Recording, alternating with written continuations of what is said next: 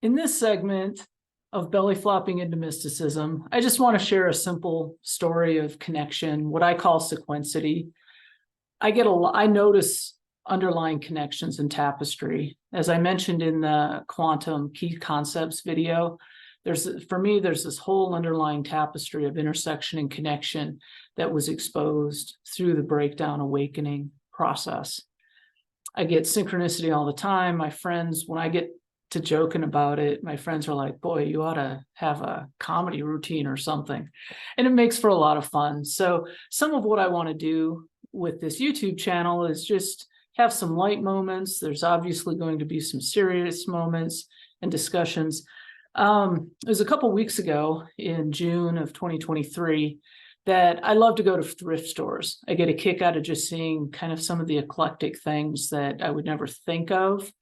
And I was walking past and they had a selection of caps. Now, I don't tend to wear caps or hats, but one caught my eye. This yellow cap, and if you can see, the color contrast isn't even all that great, but the word dime on it, which for me was significant. For most people, it probably wouldn't be. But of course, my name is Penny. And in junior high, my friend's dad made up a nickname for me of Dime. He said, gee, when you were in elementary school, your nickname should have been Nickel.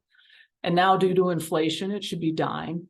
And then we even had it planned out that in high school, I'd escalate or elevate to quarter.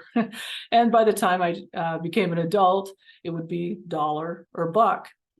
And none of the rest of that happened. But for whatever reason, in junior high, Dime did become my nickname.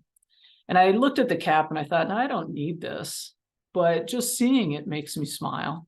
And that's why I thought I'd go ahead and spend a few bucks on it. I haven't even figured out where to put it, hang it on some hook somewhere in my house.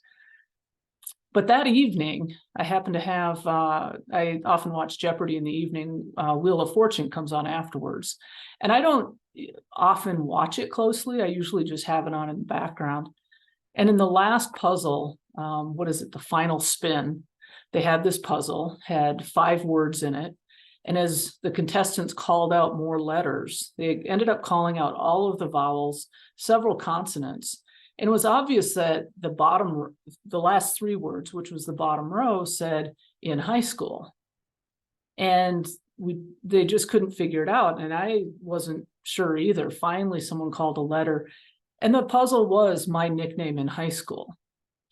So just 6 or 7 hours after I came across this cap, here's a independent event that seemed to match, or at least was close enough.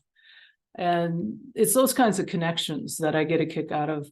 And so now, of course, even just with the dime part, I have this other story of connection related to the Wheel of Fortune puzzle.